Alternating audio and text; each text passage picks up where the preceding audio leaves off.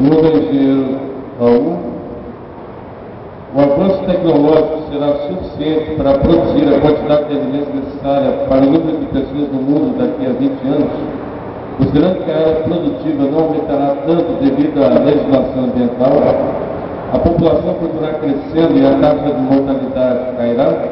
Qual a possível solução para esse cenário? Pergunta estudante de engenharia de produção, Rafael Francis. Muito obrigado, Rafael.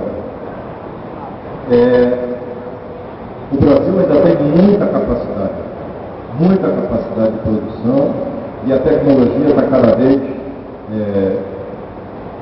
suprindo e aumentando essa produtividade.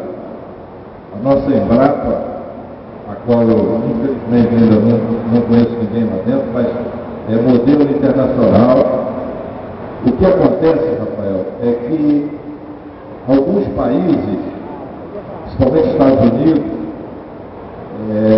numa tentativa de diminuir a dependência do petróleo, começaram a desviar áreas de produção de alimentos para a área de produção de biocombustíveis, como o etanol, através do milho, por exemplo, nos Estados Unidos. O preço do milho disparou, e o preço do milho disparando, nós tivemos uma crise aí em 2007, 2008, enfim.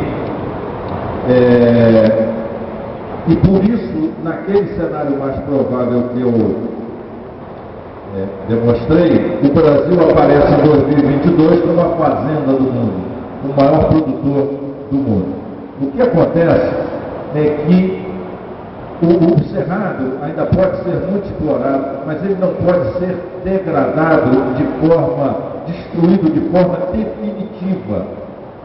O pessoal que conhece esse assunto muito melhor do que eu, sabe que tem-se que manter um caminhozinho para que os animais e o próprio vento possa levar as sementes, enfim, que não haja uma degradação definitiva, como ocorreu na Ilha de Páscoa, por exemplo. Não sei se os senhores sabem, os polinésios, quando chegaram na Ilha de Páscoa, lá pelo ano 600, 700 depois de Cristo, encontraram uma ilha frondosa. Aí saíram desmatando para empurrar aquelas esculturas, os chamados moais.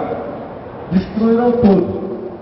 Acontece que a Ilha de Páscoa está tão distante dos continentes que os ventos da Ásia e da América, que trazem as sementezinhas, não conseguem chegar lá. Então isso é a degradação definitiva. A Ilha de Páscoa hoje é um cenário lunar. A dos moais, exatamente. Então, Rafael, o Brasil tem sim condições de manter, desde que cuide cuide do meio ambiente, ou seja, este avanço da fronteira agrícola respeite estes limites, permitindo que o cerrado seja sempre capaz de ser recomposto e recompletado.